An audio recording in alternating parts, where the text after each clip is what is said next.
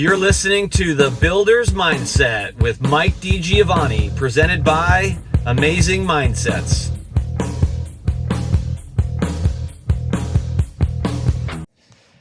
Hello, welcome back to another episode of The Builder's Mindset. Thank you again for joining us. We're glad you're here.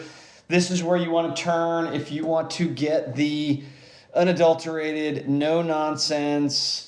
We'll strip down the data for you, make it simple, and give you our opinion. And if we're right, good for us. If we're wrong, we're wrong. It happens, even to the best of us. So, why Fed rates and unemployment won't make a difference to the housing market, at least not this time. So the May unemployment numbers were in, and essentially it remains, the rate of unemployment remains steady, but yes, the U.S. did add more jobs than expected. I don't believe it was a significant enough impact to impact what the Fed's decision later this week will be in regards to rates. And if you look at the markets today, so the markets are responding positively. There was an uptick in the housing stocks at the least. And so unemployment was a little bit better than flat. We'll call it that. It was flat. The rate was flat. We added more jobs than expected, but nothing major, nothing that I think is going to get the Fed shaken in terms of an interest in thinking that the job market is too hot at this point in time. The inflation data, which is supposed to come out, when is that? I believe it's coming out tomorrow morning, as from when I'm recording this, but it came out last week. So you'll have to trust me on this if my forecast goes. My preliminary looking on the interwebs says that everybody is thinking that we're going to see a very slight uptick in inflation. We're going to go from 2.3 to 2.5. And so once again, it's interesting. That is, so both of those numbers you could argue are, how do I say this? We don't want the inflation to go up, but when we think about it compared to how it impacts the Fed's decision in the rates, a good, strong job market means a strong economy. Slightly up inflation obviously means slightly up inflation, but the Fed's concern will most likely be they don't want to do anything to enhance inflation at all. And so I would call both of these numbers that we're going to see, assuming we see about a 0.2% increase in inflation, as kind of a moderate. Like we're kind of sort of in this sort of And so what I think you're going to see is the Fed's going to continue its pause. I think the last Fed reduction in rates was back in December. All of its meetings in 2025, it's in this pause. I don't think it's going to change that status. I think the Fed is going to still be in a little wait and see. I don't see them raising rates to thwart off a little bit of a slightly positive job report or a slight uptick in inflation. Even with all the tariff talk and the tariff tantrums that are going on, could we all just take a breath about tariffs for a moment and relax? Yes, we've already seen some price increases in lumber and steel, etc. It's already working its way through the housing market. I've seen everything from reports of increase of $7,500 to $10,000 on a cost of a home. I think that's highly inflated. I forget what article that was that I read that, but I don't think we're at that point yet. But why did I say that it won't make a difference to the housing market? Because two reasons. Number one, I don't think the Fed's going to do anything but still maintain rates. I know there's talk that Trump is trying to, do whatever Trump does to get, a 1-point reduction in interest rates. I definitely don't see that. I definitely do not see that. I do think, though, Wall Street is happy because Wall Street is expecting a 0.2%, which is a very nominal. So to go from 2.3 to 2.5 isn't that far off of the Fed's 2% target. I think the jobs report was solid enough to not be negative, but not so solid to be too positive to get the Fed worried about, too strong of a job market. So I think things stay steady. What is Wall Street like? Wall Street likes steady. Businesses like consistency. I believe ultimately that businesses would prefer to have some negative, steady information and go, this is bad, just tell me what it is, let's go forward, rather than good one day, bad the next, good one day, bad the next, which the market's been a fair amount of that, to be fair and to be honest. But so two reasons, as I said, why I don't think it matters to the housing market. I don't think it makes a difference. Number one, I don't believe the Fed's going to do anything with the rates anyway. Number two, even if we're wrong and the Fed does something, what would it go down a quarter point just to appease Wall Street? Go up a quarter point just to make a point? I don't see that happening. I think the only likely thing would potentially be that maybe the Fed reduces rates by a quarter. I doubt they'll do a half to offset what they believe will be the impending tariff issue, but then that would be counterproductive because typically when the Fed lowers rates, they're putting more inflationary risk pressure in the system, right? And so I don't think it matters because I don't think the Fed's going to do anything. I don't think the data that they're going to see is going to call for them to do anything. I think they're going to stay steady and stay where it is. And even if they did move it, what are we hoping for? Interest rates, I think right now are sitting at just below 7%, as they have been for some time. So we talked about one of our previous episodes. Builders have figured out how to work around this. Now, is this having an impact on their margins? Yes, we talked about it. Builders' margins are down anywhere from 1 to 3%. A lot of that is going into increased cost, along with the inability to raise prices and the higher interest rates. The builders have got the buyers already juiced up on 5% interest rates, even though we're sitting at just below 7. So for the foreseeable future, I believe if you're a mortgage needing buyer, the builders are ready, willing, and able to get you down to a reasonable rate. Now, is that 5% like it's a big builder? Is it 6 because it's a regional or smaller builder? And I've said this, the regional builders are going to be the ones that have the biggest challenge with this. They don't have the buying power that the national guys do. They don't have the leverage on the national supply chain that the national guys do to offset cost increases. With back-end programs and commitments for long-term partnerships. So when we continue to see the top 20 builders, those public home builders, continue to eat into the percentage share of new home sales and closings each year. So I think I'm not saying it's going to be easy. It's going to be a tough road to hoe. There's a lot of other data out there that we actually see, that, they're talking about the slow starts. Slow starts does not surprise me. The spring selling season was soft. We're into June now already. We've got about what I would argue to be maybe another,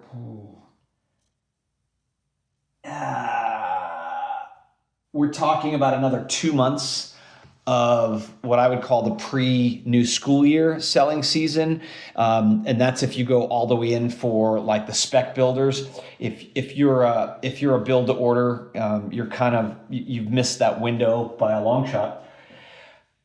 So I'm not surprised that the starts are down. The builders are trying to balance pace of starts with pace of sales. Not everybody is Lennar and is going to just plow forward. And most of them, the bigs, will chase Lennar to some degree, but that doesn't mean they're going to chase them with reckless abandon, meaning they're just going to keep pace. They'll still pull starts back. That's how they manage their inventory.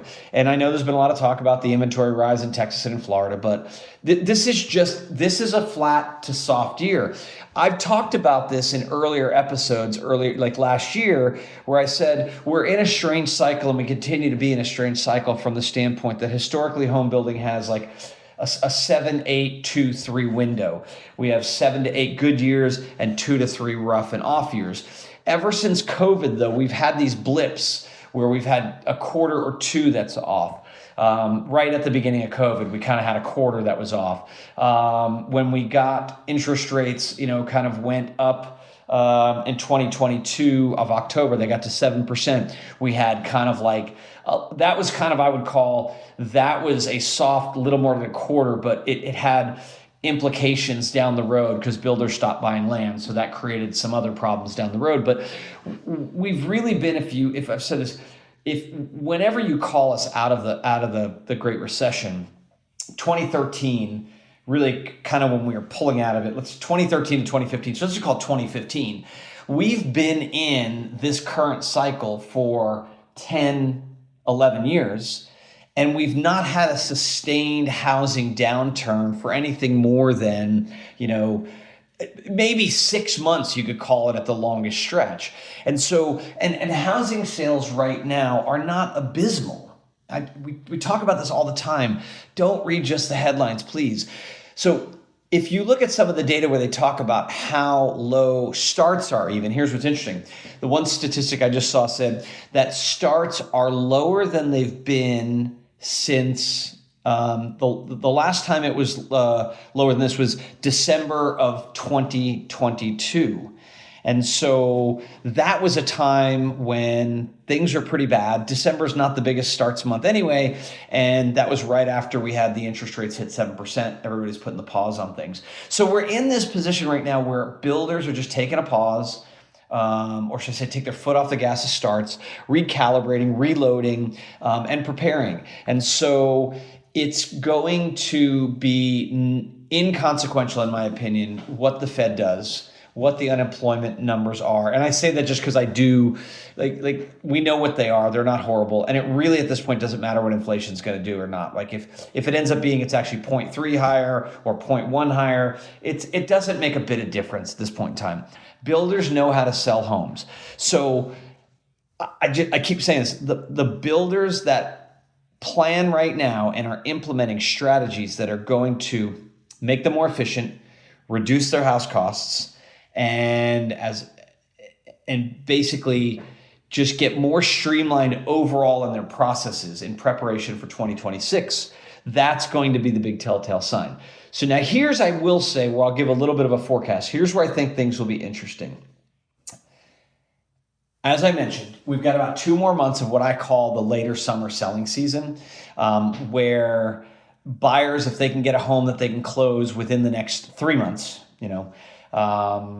they will stay in the market because they'll want to move typically while their kids are in summer. So if you've got some reason that's pushing you to move, job change, kids are going, and I heard this term recently, like you get promoted out of middle school into high school anyway. So if your kids are changing schools for some reason or another because they're going from, elementary to middle or middle to high school or junior high to high school, and the school they're about to go into is not a great rank school where you live. Some people will move because of that, because my kid's going to go to high school. The high school in our district where we're at isn't that great. We want to move over here, and so people will move in the summertime because they want to take advantage of that over the summertime and not move the kids during the school year. So I think we've got 2 months where we're just going to see sales the way they've been. Not awesome, not crappy, but let's watch this. July and August starts, okay? Yes, starts are down because builders are trying to balance their inventory. But here's a good telltale sign. Let's watch July and August starts. Why? July starts are January's closings. August starts are February closings. September starts are March closings. I don't expect them to skyrocket, but I do expect, because the builders are forecasting a very solid 2026 from everything I'm hearing, everybody I'm talking to, is the way to make sure you build into that solid 2026. Remember, when builders talk about solid, it's all about closings. So they need to start picking up their starts in July so they can start picking up their closings in January. It's not going to be a hockey stick. It's not going to be, but it should be gradual. Starts in July should be higher than starts in June. Starts in August should be higher than starts in July, et cetera, and on its way down. And then remember this, we get into, there's that Thanksgiving week in the construction industry historically is very slow, very quiet. You lose almost a whole week. That time is often quieter, in my opinion, from an operational perspective and from a trade showing up to the job than between Christmas and New Year's. Why? I don't know. It historically has. Everything kind of goes very, very dormant in that window. But when you look at that week there and then the week between Christmas and New Year's, which is interesting, Christmas this year falls on Thursday the 25th, and then you've got New Year's Eve is the following Wednesday. That's going to make for a really kind of bizarre. What I see is we're going to have extended holidays, and I think we're going to see Wednesday the 24th through and that's the first is Thursday. The first is Thursday. The second's Friday. People take that off, and so first,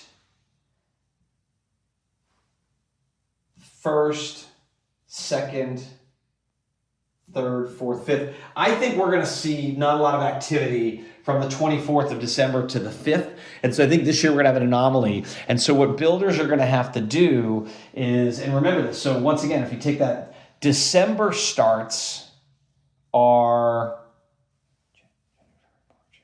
June closings. So go back to what I said. People want to move June, July, and August. They want to kind of be done closing as we get into that August timeframe. So I think we're going to see a rise in starts from July to August, August to September, et cetera, et cetera. And then they're going to really have to get things going and get some homes in the ground before Thanksgiving this year if they want to have the year that they're talking about having in 2026. So that doesn't say the market's going to be awesome. That just will speak to the confidence of the builders to execute on their plan. So I don't think interest rates from the Fed move. I don't think even if they do move, it's a quarter point down. I don't think that has a big impact on interest rates anyway. I think builders are going to continue to be stressed and taxed to incentivize buyers with, if they're mortgage buyers, to buy their mortgage rate down. If they're cash buyers, they're going to still be given incentives to offset that because buyers are very savvy now. They know that if I need a mortgage to buy a home, that the builders are ponying up 30 to 40 to 50 grand to get that bought down. So if you're going to be a cash buyer, you're going to walk in and say, well, if okay, then what I'll do is I'll just get a mortgage and I'll keep my cash to do the things. So there's ways to leverage that, and buyers will continue to do that to get all the incentive possible out of the builders. That's going to continue. Margins are going to stay at the lower rates where they are through 2025 and probably through first quarter of 2026. And they might start to rebound a little bit into the second, third quarter of 2026. But I think that's only if two things happen. If mortgage interest rates come down significantly, and if buyer demand holds firm towards where we can actually get a little bit of pricing appreciation. So, with that said, we talk all we want about the Fed rates. It's not going to do diddly buckus, as far as what goes on in housing, in my opinion. A little blip, maybe it moves, the NAHB Wells Fargo home market index a little bit one way or the other, depending upon how things shake out, which right now that's pretty abysmal. The May numbers for that, current sales conditions fell 8 points to 37.50 is, neither good nor bad. Sales expectations in the next 6 months edge 1 point lower, 42. There's a telltale sign though. Right now, builders housing market index for current sales conditions is 37. Next 6 months is 42. Still not over the 50 threshold, but much more solid than where it was. And traffic and prospective buyers dropped to 23. There's some things going on in the market there that all tie back to the spring selling season kind of stunk, and it's not getting that much better. It is where it is. We are where we are. And so we just have to live with it. So like I said, I don't think any of this, I think we should just get over it and just be prepared for, increased SG&A expenses to sell homes. Builders will continue to do that. Increased pressure on your operations, particularly if you're a smaller or regional builder. You are going to be pressured to try to compete with the big builders because they have such a large share of the volume in most markets. If they're in your market, I don't even care if they're in your zip code, if they're not in your particular, if you're not directly competing with them in a master plan or in a geographic locale submarket, they are going to continue to be a pressure on your system. And so I challenge all of you, get your product development right. Get the stuff out of your home that the buyers don't need. Get your operations right. Get your scheduling right. Become the builder of choice. Do all these things and give yourself a fighting chance at maintaining 20+% margins and fighting for double-digit net margins while the builders, the big builders, are incentivizing and selling. Figure out your strategy now. Start implementing it now so you are ready for the homes that you're going to need to be starting in a couple of months, and that you can just get better and better and better as the year goes on so you can execute next year and take advantage of what's coming, which I believe, what the big builders believe, I believe 2026 is going to be a solid year. So it doesn't matter, really doesn't. The Fed rates don't matter. The unemployment's not going to matter because it's just flat, and it's going to be what it's going to be. They say a rising tide lifts all boats, and then wise people say, so does a falling tide. Well, what does no tide? What does when the waters recede a little bit like they have and there's no tide coming to save you? What are you doing in your operations to save you, to get your overhead in check, get your cost in check, get your product design right, and execute so that you can maximize your margin without going to your project and squeezing your trade partners and suppliers? That's what I got. Hope you enjoyed this episode. Have a wonderful day, an amazing week, and we'll see you and talk to you next week. Thanks again for tuning in. You're listening to The Builder's Mindset with Mike DiGiovanni, presented by Amazing Mindsets.